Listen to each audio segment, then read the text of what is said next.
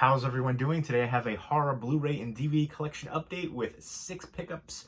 And if you've seen any of these movies, definitely let me know what you think of them. And let me know which one of these is your favorite as well, leaving those comments down below. But now let's go ahead and get into it. First up is the 4K Ultra HD Blu-ray combo pack for Alien. This is the 40th anniversary edition. I love that hollow foil slipcover too. You can see the light hitting it right there. And I did pop this in already, and I wanted to check out the transfer for it, and it was amazing. I was shocked at how good this film looked, especially for 40 years old. I was really impressed. It looks like this film was made today. It just really shines in 4K Ultra HD, the transfer. And I haven't delved into the special features yet, but I plan to soon. There they are. And I hope to see a 4K Ultra HD box set for all of the Alien films.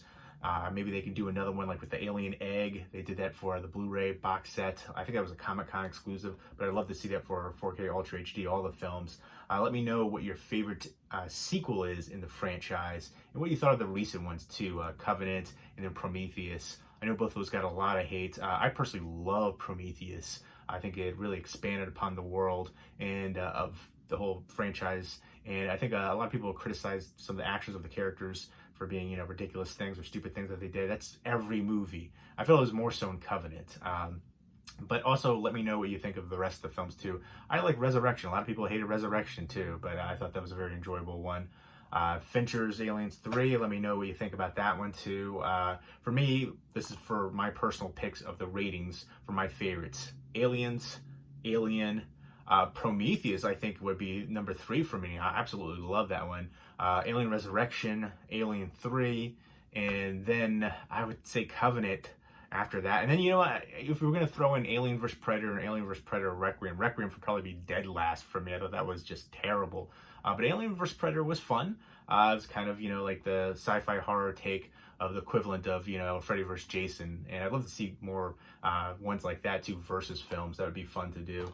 But probably some licensing issues and stuff like that. But really nice release for this, and it looked amazing.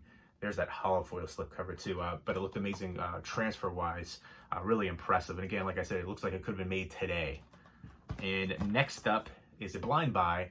This is You Might Be the Killer. And this is from director Brett Simmons, who did a movie called Husk, which I absolutely love, and I would highly recommend checking out if you're a fan of scarecrow horror, because to me that is the best scarecrow horror movie ever. Super underrated. I actually got an import Blu-ray from the UK, and it's region free, so check that out. I remember picking that up a while ago. I think it was like $10 shipped. There's a DVD only. I think it's like one of the After Dark or one of those kind of horror fest ones. Yeah, you can get the DVD here. We don't have a Blu-ray release in the US, but the UK import was cheap. I got it a while ago though, so I don't know if it's still in print or anything, but there's always eBay.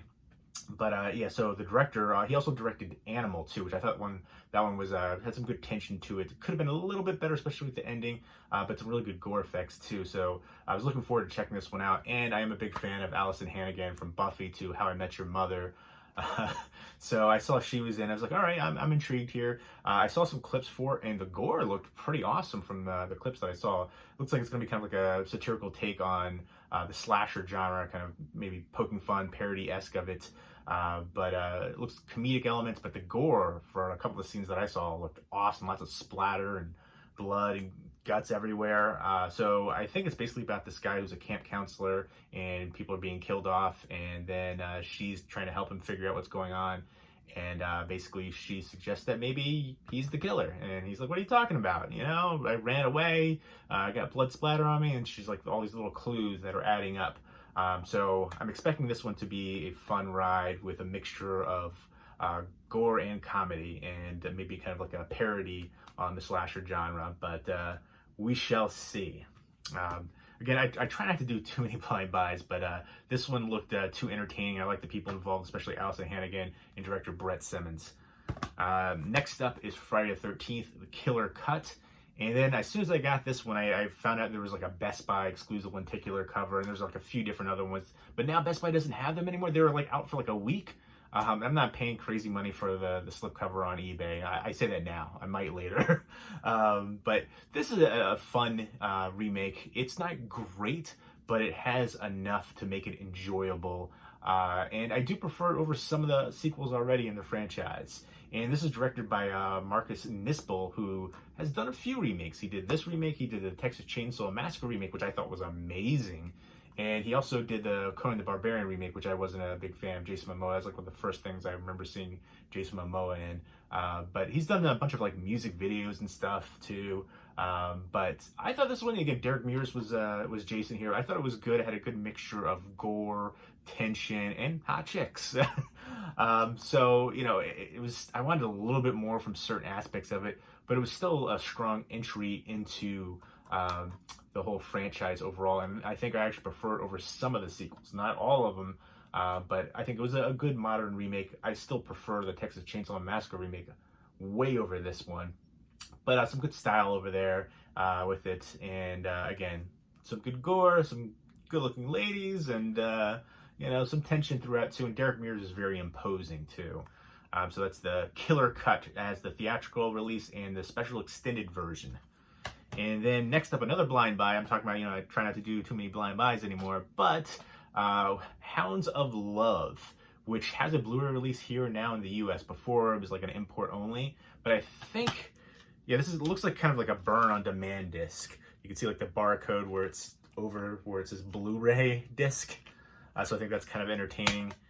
And well, I don't know, maybe, yeah, it looks to be like a burn on demand disc. I'm gonna check out now. The glossiness to it is something that is unique too, but it looks like it's factory pressed and everything. But sometimes the burn on demand discs, they have like a weirder look to the back, kind of like a bluish one. So that doesn't have that. I guess it's just the fact that the Blu-ray disc part right there is obstructed by that barcode, and it's kind of like a glossier artwork right there, which is something unique. And plus the case is like, it looks like a super like, this is what they do for a lot of the burn on demand Blu-rays right there, that same kind of cheap case. I don't know why they can't put it in just like a regular Blu-ray case like that where it says Blu-ray disc on there. I don't know, it's kind of super generic. But this is set in the 1980s. It's an Australian horror film. One of my friends on here, Joe Martinez, he was been telling me about this for a while, recommended it to me. And I saw that it finally got a Blu-ray release here in the US. So I was like, all right, I'll check it out. And basically this girl is abducted in the suburbs, 17-year-old girl, by a disturbed couple. And she's checking out the dynamic between them. And she's, I guess, trying to play some psychological mind games, trying to drive a wedge between them, essentially, and if she wants to survive. And it looks like it was going to be very tense, palpable tension, and some good psychological elements going on. And this is the directorial debut from writer-director Ben Young.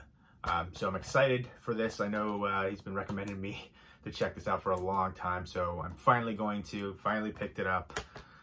Excited for it. I saw a couple clips again. It looks like it's going to be crazy and super suspenseful. Next up is the 27 Club. Holy moly, this was disappointing. I love the concept, but it just wasn't executed well at all. I like the two leads. Both of them, the female lead and the male lead, were both really good. And I love the soundtrack, and it's actually interesting because this is a Blu-ray DVD soundtrack CD combo pack.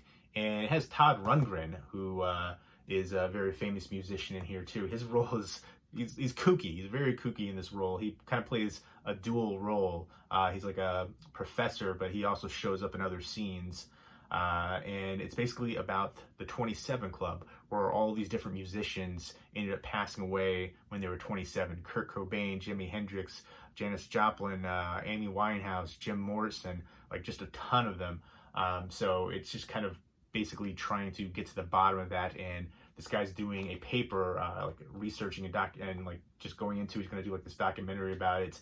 And he's just trying to find out more information. He believes there might be like a sinister cult, like deal with the devil kind of thing going on. And this other musician is just passed away too when he was 27. And so he's trying to find out more information. And there's this girl who knew him, and so they're both actually kind of feeding off each other, trying to help each other out. And she finds out more, and he's trying to figure out what she knows. And there's you know, kind of a love interest in there too, and she wants to make a deal with the devil essentially, so she can get famous and become a famous rock star essentially. And yeah, just it was a sloppy mess of a movie overall. I really like the concept. It just wasn't executed well. Pretty much everybody outside of the two leads, some of the acting was just rough to sit through. The soundtrack was great. I like the visuals too. Like, you see this creature, there's like these demonic kind of creatures right there, these demons. They kind of pop out in certain scenes, and I was like, they looked awesome. I wish they would have been in more of the movie. And then there's these two other like drug dealers who are actually pretty creepy. They're, for the supporting cast, they're some of the better supporting cast.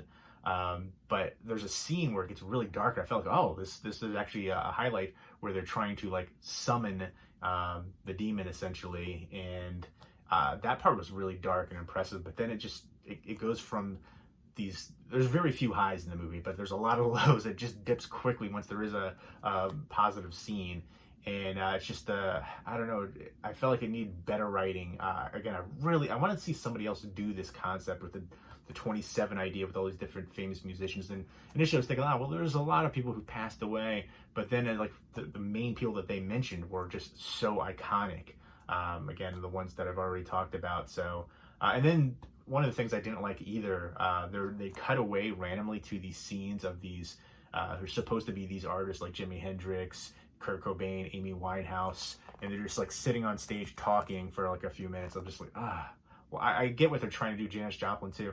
And then some of those ones were just terrible. Like the person that was playing Amy Winehouse, horrendous. The accent, she was slipping from like British accent to like Southern accent, to like a weird amalgamation. It was horrendous. That one just really bothered me, but this one was just rough to sit through. Disappointing, and again, there's certain things I did like about it, but it just wasn't enough to make it worthwhile, and I couldn't recommend it below average. A lot of grays and darks, again, trying to reflect the bleak tone, but I think they play too much into the relationship aspect of the two leads and them trying to hook up, and certain scenes that didn't really amount to much, especially for the movie, kind of going to depth how certain things happen with them. And I was just like, why? It doesn't really add much to the story. You want to know more about the darker side instead of the hookup side, and the relationship aspect. But I don't know. I was so disappointed in this one. It was a battle of attrition to sit through. Thankfully, the two leads kind of saved it. The soundtrack too. And it was kind of cool to see Todd Rundgren playing such a kooky character there.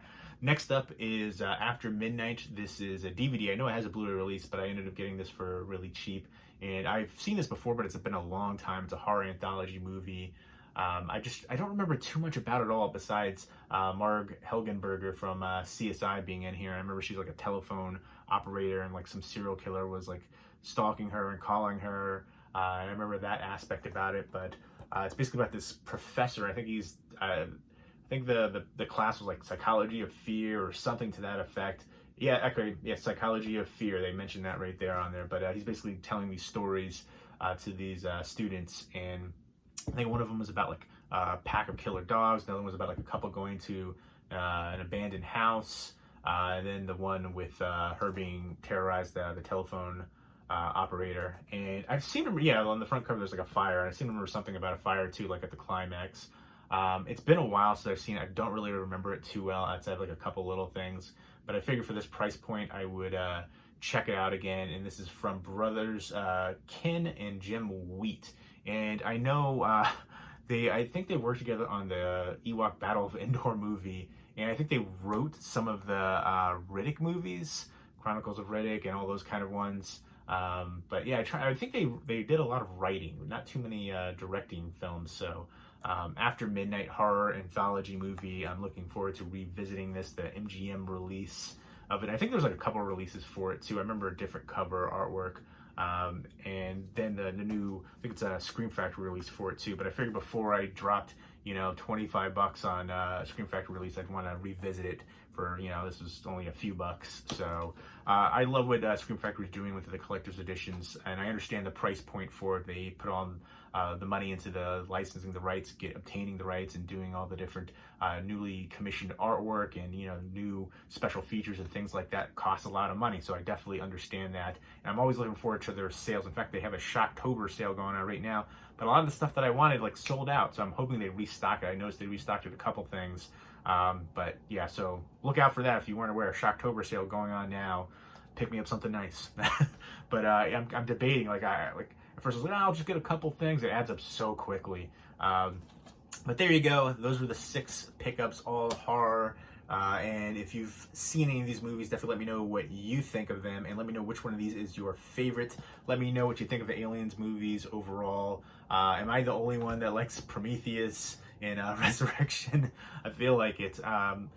And then too, let me know what your favorite sequel from it is. And have you picked up any blind buys recently? I picked up a couple in here. Let me know what your favorite horror remake is. If you had any good blind buys recently, let me know what they were. Pass on the recommendations. This one was a huge disappointment though.